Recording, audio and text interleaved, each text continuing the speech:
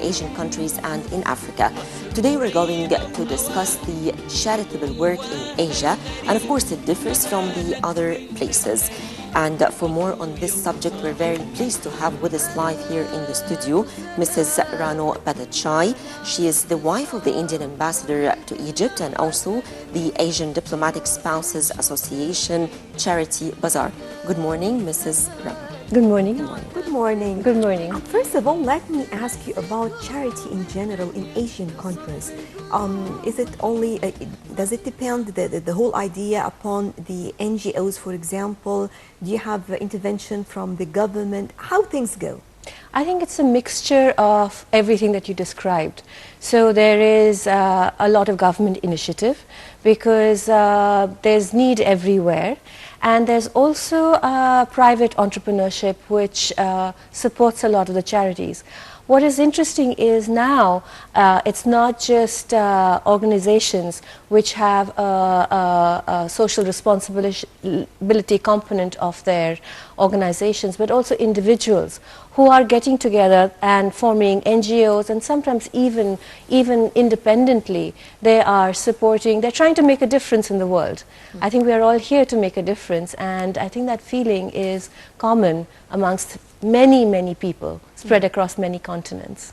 If we speak about the role of the woman in India in charity, of course there are the wives of the officials and here the Diplomatic Spouses Association. So can you tell us more about women in India and how do they contribute to the charity there?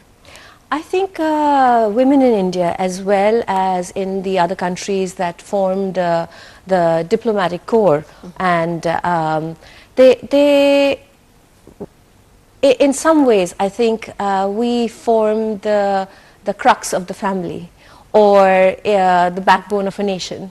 And in that context, I think when women step out and support need where they see it, this is a feeling which is widespread across different countries, including India, of course.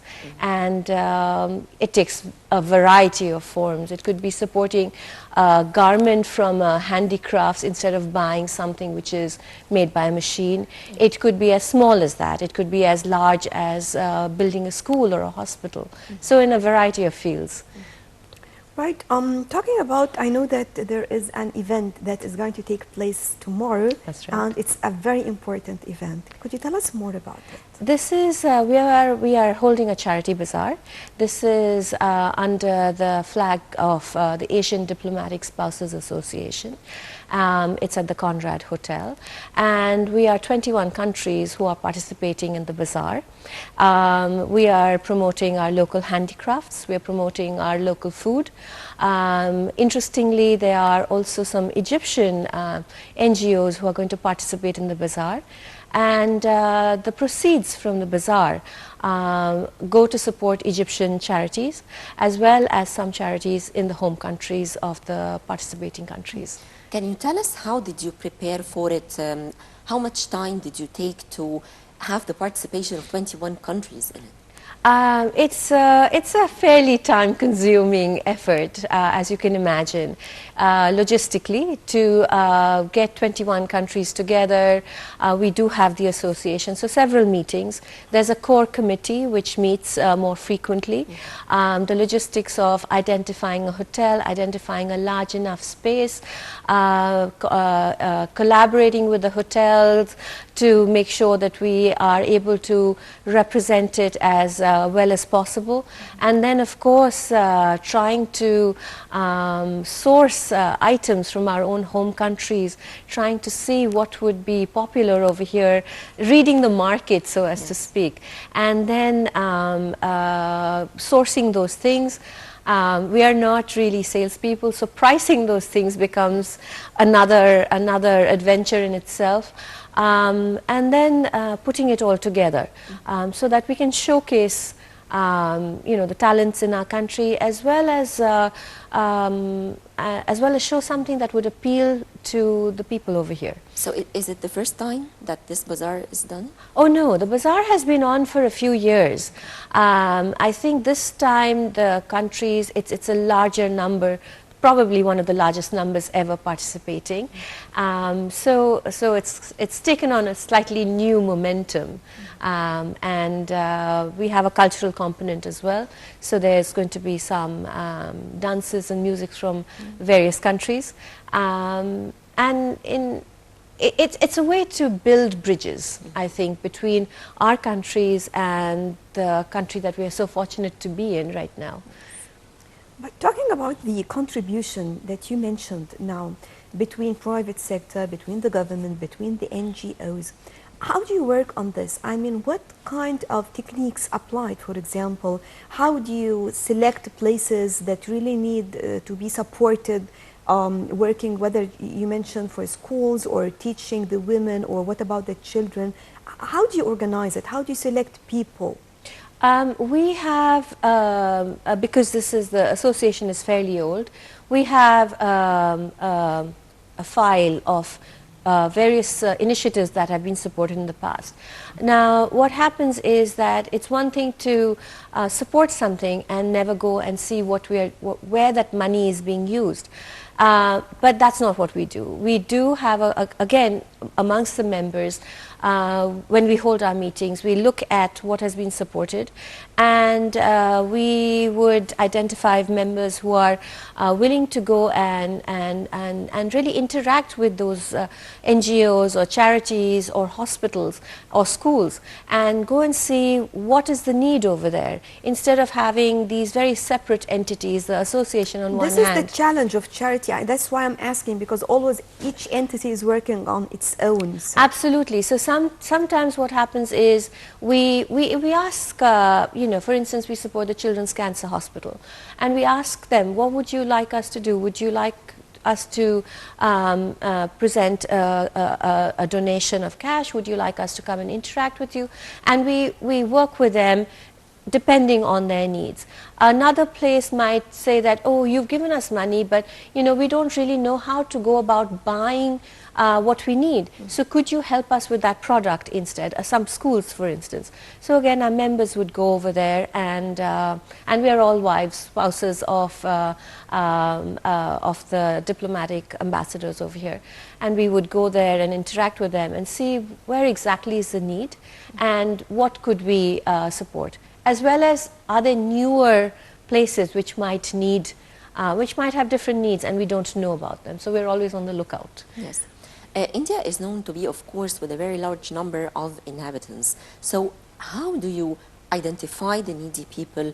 Do you make case studies, for example, or surveys? How do you reach the really needy people in order to help them? It's like you said, it is extremely challenging. And is there any help from the government in this regard? There is help from the government, but sometimes bureaucratic procedures are a little wieldy, you know, unwieldy to negotiate. So because there's so much private initiative, I think, and there's so much interest,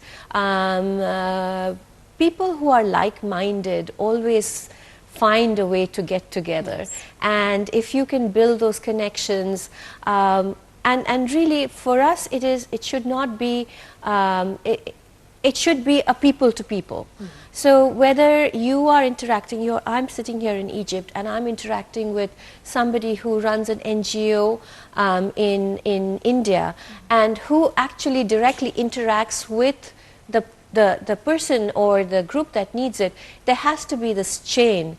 And while it is challenging, it's also extremely satisfying. Mm. You arrived to Egypt 6 months ago, right? That's right. So tell us more about your stay in Egypt. Tell us more about how did you perceive the idea of living here? How did you get along with the place? I feel at home here. We wanted to come to Egypt. My husband and I wanted... It was your first time ever? First time ever. I'd read about it, of course, you know. I'd read so much about it. My children, I've read What did you read about? I read a lot about the mythology, the history, the art and culture, the monuments. I read a lot about the civilization. So we wanted to come here, and after we arrived, we've tried to make it our mission to see as much as possible. of course, it is daunting because there's just so much to see, so much to learn. So we're trying to do as much as possible. I know we'll probably, when we leave, we'll probably think, oh, we wish we had been here longer. But in 6 months, we've traveled a little bit and tried to see as much as possible. Other than tomorrow's event, charitable event, do you have any other charity events that you organize all over the year, for example, or it's just one big event? This is one big event that we do organize, and it takes a lot of effort on the parts of all its members. But throughout the year, what happens is that we will try and work with the money that we've gathered. We'll try and build up a core of volunteers who will identify the places where the money is going to be directed, where we might want to interact directly. So throughout the year, that's what the form our activities would take. We are also countries who are getting to know each other. The membership is revolving, it's transitional. So they're new people. So again, building those new bonds between ourselves as well as between the host country. Those form the core of our activities through the rest of the year. And the bazaar is the big event for us. But definitely, being in Egypt is not that easy to support and work with your charity works in India, right? So how do you make this? I mean, do you have different channels? How do you manage to let all your charity works just continue just as you were over there? So for instance, just as we have, I can speak for India in this case, we have an External Affairs Spouses Association, which is which would be our sister group. This is the big diplomatic association which is present in a lot of countries. And in India, we have the External Affairs, the Indian Foreign Ministry's Spouses Association. And that is involved, they have a trust, because there's a lot of resources which they have built up over time, and that becomes one of the main links for us to work through them in India. Similarly, I think other countries have that similar, they'll have something back at home which forms their sister association, and from that it spreads out. So I always think of it as ripples in a pond. You know, you put a pebble in and it kind of ripples out. So that's the effect that we hope to create. Mm-hmm. And do you think that charity is the same everywhere, or it differs from one country to another, from a continent to another, or according to what? I think or the concept is the same, where the application is different? Absolutely, you said it. So the concept is the same. Where there is need, there will always be people to help. How you help, what channels you work through, what resources you pull may be different according to the different countries. You mentioned that you visited different places in Egypt. Tell us more about the places that you visited and your impression. We've seen a lot of Cairo, as we've tried to make it our mission. We've gone to Alexandria, we've gone to Luxor and Karnak, and we've been to some of the Sal Hashish and some of the... Moving into the Red Sea resorts. Exactly, moving into those resorts. That's not something I'd ever seen in my life before. So that was a completely different experience. I think you're so blessed as a country with such a incredible range of opportunities for a tourist, that you could be in a resort or a spa in the Red Sea, or you could be in the midst of 4,000-year-old monument. Yes. So there is something for everybody in this country. Mm-hmm. So, of course, India is very famous for its art and for its culture, and it has been attracting many of the world countries' people for the colors of the art and all these things. And especially here in Egypt, you might feel that there is, for example, a resemblance between the Egyptian culture and the Indian culture. So can you tell us more about this? I think there are so many connections. So initially I said I feel at home. There are artistically, I think, the colors that jump out from whether it's a costume or it's or a handicraft or a monument. The colors that jump out to you are very similar to what the colors that we see in our country. The food is also, you know, the importance around meal times of food is again something that we see in our own country. The importance around family is something that we see in India too. So these are some common links that I find between, and the great emphasis on aesthetics and beauty and perfection. So those are some things that appeal to me over here. But definitely, talking about both countries when it comes to India, to Egypt, definitely we have many interesting things to talk about. For example, here, when it comes to culture, when it comes to arts, for example, you will find many Egyptians that are really very much interested in Indian production in general, movies, culture, many things. If I ask you about Egypt for Indian people, when it comes to tourism, for example, what are Indians interested in, and how can we increase the number of Indian people coming to Egypt? I think Indian people come to Egypt really for the historical, the civilizational kind of. They are the tourists who would go to each and every monument. We don't have a lot of tourists who are coming to the resorts or the adventure tourists. So that would be probably one of the areas that maybe Egypt could promote, because that's a world which is lying undiscovered for a lot of Indians. There are a lot of Indians who are coming for all the monuments because we read about Egypt in our schools. And you know, you get interested, you want to go and walk in those same pathways and within those same monuments, and see the artifacts in the museums. So promoting that, I think, would, you know, continuing to promote that, but at the same time, probably highlighting the wonderful coastline that you have. Before I came to Egypt, I did not know about your wonderful weather. It's so Mediterranean. And, you know, our impression was that it is a very hot country, but it isn't. So those are some things which, if they're highlighted, probably there will be more tourists who are coming in from India, another kind of tourist. So can you tell us about the Indian community here in Egypt, their number, their activities, or do you know more about them? We have close to 4,000 people over here in Egypt. A lot of them are based in Cairo and around Cairo.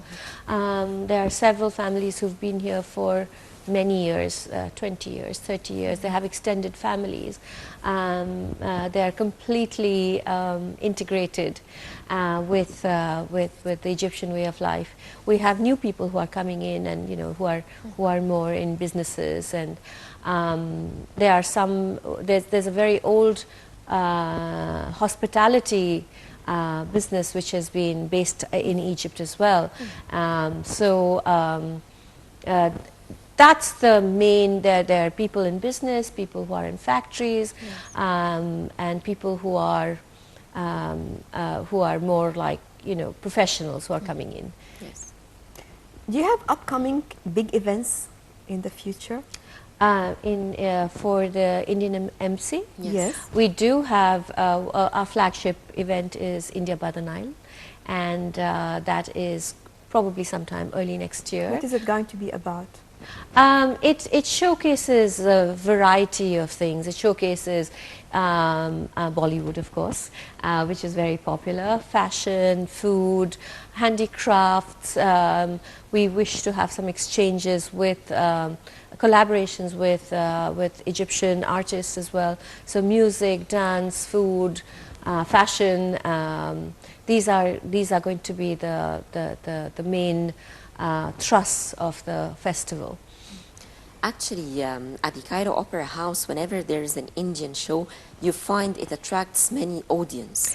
That's true. I've been so overwhelmed by the warmth with which the Egyptian people receive anything that we present from India. Yes. We have a cultural center as well, the Maulana Azad Cultural and Information Center, and every time there's an event over there, there's an overwhelming response.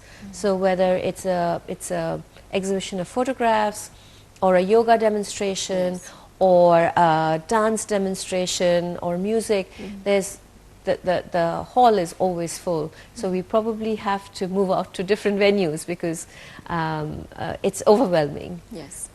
And of course, we need more time to know more about your activities and the events and the Indian culture, but actually we're running out of time. And dear viewers, we would like to thank our guest in the studio, Mrs. Rano Patachai. She's the wife of the Indian ambassador to Egypt and also the Asian Diplomatic Spouses Association Charity Bazaar. Thank you very much, Mrs. Rano, for joining us here. Thank you. It was wonderful to be talking to you as well.